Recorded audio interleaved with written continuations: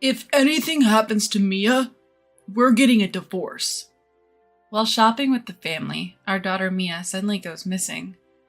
In a panic, I search everywhere. Ethan, clearly annoyed, yells at me. He gives up the search and goes off to eat.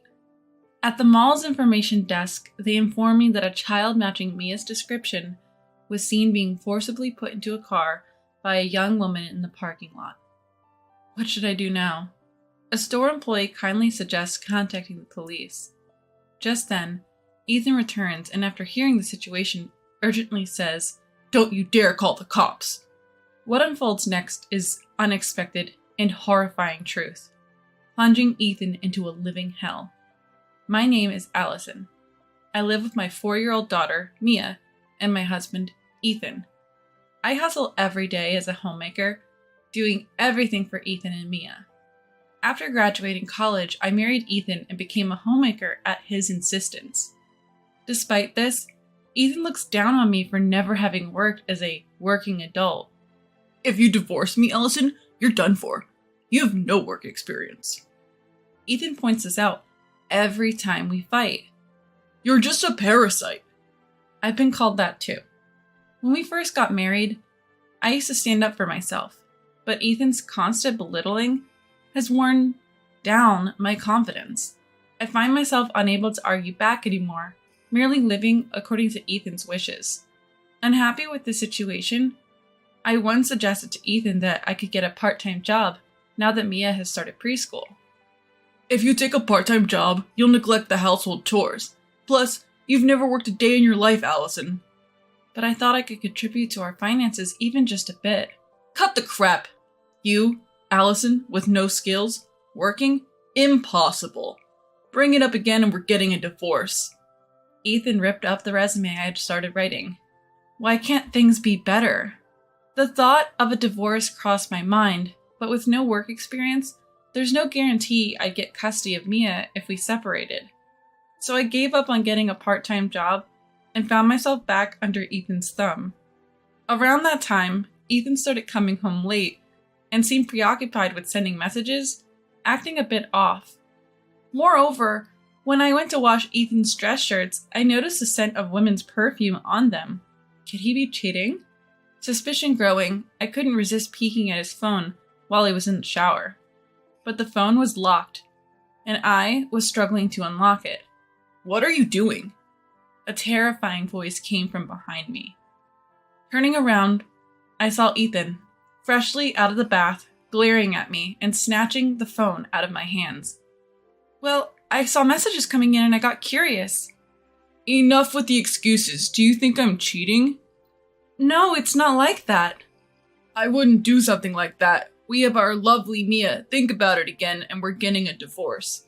With that, Ethan retreated to his room, leaving me pondering. I haven't even mentioned cheating, but his defensive reaction told me all I needed to know. However, the thought of being separated from Mia if we divorced stopped me from pushing any further. The next day, Ethan oddly began to bring home flowers and our favorite cream puffs, as if trying to get back in my good graces. And perhaps to continue winning me over, he suggested we go to the new shopping mall that had recently opened nearby. "We're both free this weekend. Let's go out, all 3 of us." Yay, shopping with Mom and Dad! Mia was jumping with joy. I was happy too, finally having a family outing. So, on our next day off, we drove to the new shopping mall in the neighborhood. However, the newly opened stores were extremely crowded. After some time walking around the mall, we all felt drained by the crowds. "I'm tired. I'll take a break here with Mia." Ethan quickly sat down at a rest spot in the mall. I gave Mia some soft-serve ice cream and decided to use that time to go grocery shopping at the supermarket next door. After 30 minutes later, when I returned to the rest spot, Ethan was lounging on a sofa absorbed in a game on his mobile phone. However, when I looked around, Mia was nowhere near Ethan. Where's Mia? "She was just playing near the table a minute ago. Maybe she's in the restroom?" I checked the restroom for Mia, but she wasn't there. I even searched through the nearby toy stores and arcade from corner to corner, but she was nowhere to be found. Starting to panic, I yelled, "Mia, where are you?" With the crowd, I couldn't spot her. Hey, Mia's missing! Help me find her! Reluctantly, Ethan, who had been engrossed in his mobile game, started searching with me. I could sense his annoyance at being interrupted. After searching for about 10 minutes, Ethan suddenly grabbed my collar. It's your fault for leaving Mia alone while shopping, isn't it? You said you were watching her! Who cares? If anything happens to Mia, we're getting a divorce. What? His sudden words caught me off guard. When that happens, I'm taking custody of Mia. You can work your tail off for child support. Now is not the time to be saying that. If you don't like it, search by yourself. Ethan let go of my collar abruptly and stormed off to the food court, saying he was going to eat. Don't you care about Mia at all? Though I wanted to call him back, fearing his anger, I let him go. Unable to find Mia, I went to the mall's service counter for help. She's a 4-year-old girl wearing a red floral dress and white shoes. Unfortunately, no reports of a missing child had been made. Hearing this, I collapsed into a chair. Where could Mia be? Was she kidnapped? Is she crying somewhere right now because I'm not there? The concerned staff called around to different stores for me. Just when I was praying for any information, a security guard said he saw a girl in similar clothing being forcibly put into a car by a young woman. When he had questioned her, she had yelled, "She's my daughter, just being stubborn. I'm in a hurry, so don't bother me." She seemed quite flustered, starting the car quickly and drove off. The more I heard, the more it seemed likely that the woman had taken Mia. Mia, please be safe. Feeling guilty for leaving Mia behind while shopping, my emotions weigh heavily on me. A store staff member reassures me, "Don't worry, Mia is probably fine. Let's call the police for now." You're right. I need to call the police. Telling myself that this is no time for tears, I take out my mobile phone to call the police. Just then, I receive a call from Ethan, who seems to have just finished his lunch alone. Hey, where are you? Did you find Mia? The thing is, it looks like Mia was taken away in a car by a young woman. What?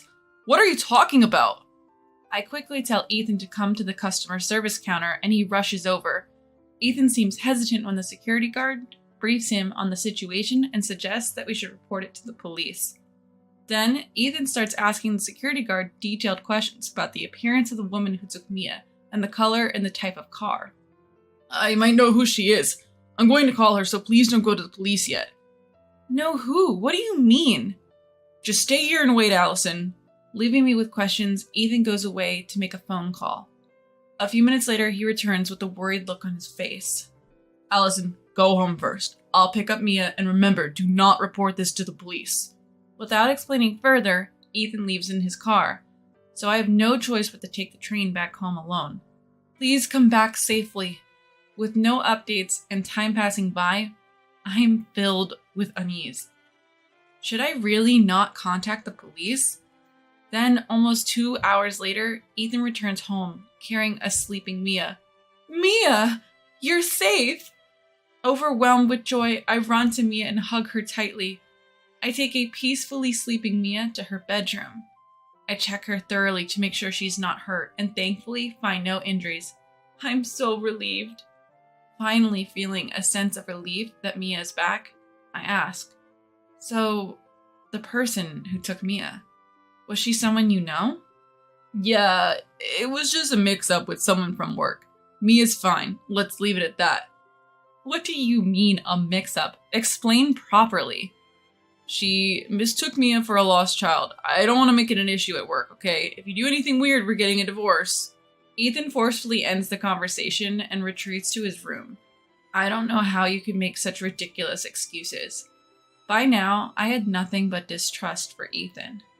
But what's the point in asking him any further? He won't tell me anything.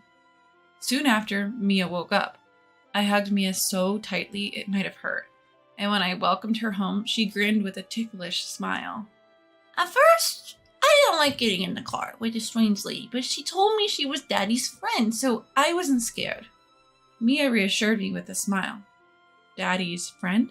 Yep, they're super close. Could there be something more between Ethan and this woman? I decided to take a leap and hired a private investigator to look into Ethan. Luckily, Mia seemed fine both physically and emotionally, which was a huge relief. So life went on as usual.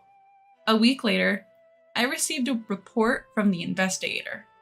Just as I suspected, Ethan was cheating. So, it's really like that, huh? Is this the same woman who took Mia? I showed the security guard at the mall a photo of the woman Ethan was seeing. It matched the woman who took Mia. When I think about it, Ethan didn't notice Mia was missing because he was gaming and then insulted me while I was searching for her. He never apologized. And the worst part? Ethan acted like he was a victim too, but all this happened because he cheated. All the anger I had for Ethan burst out. I can't leave Mia around such a father. I decided on divorce. But if it comes to divorce, I, a homemaker with no working experience, would likely lose custody of Mia. So, first things first, I started job hunting. It was tough learning how to write a resume and practicing for interviews, but I studied late into the night for Mia and finally got a job offer. Then I started working secretly from Ethan, found a divorce lawyer, and looked for an apartment I could afford. Finally, when all was ready, I went to file a police report. The day after I filed the report, Ethan came home early from work. Maybe his affair partner tipped him off. Why did you file a police report? That's a misunderstanding. Go withdraw it now. No way. What? So you're doing this because you want to get divorced? Up until now, Ethan must have thought I'd always do what he said, just because I didn't oppose him when he mentioned divorce. You know, you'd be screwed financially if we split, right? I looked at Ethan, who was brimming with confidence, and emotionlessly handed him the divorce papers. What? You do realize you won't be able to maintain this lifestyle if we divorce, don't you? You're just a homemaker. But I'm not just a homemaker anymore. I have a job and I'm earning my own money. I can live without you, Ethan. What? When did you start working? That's why I can divorce you without any issues. Especially after you cheated on me with the woman who kidnapped Mia. I've told you I didn't cheat. Just as I expected, Ethan denied the cheating. So I spread out photos of him and his mistress entering a hotel. Ethan's face tightened instantly. Still want to say you didn't cheat? I'm sorry. After Mia was born, you never had time for me. I felt lonely. The first time he's ever apologized, and it was still an excuse. Ethan was running out of ways to defend himself.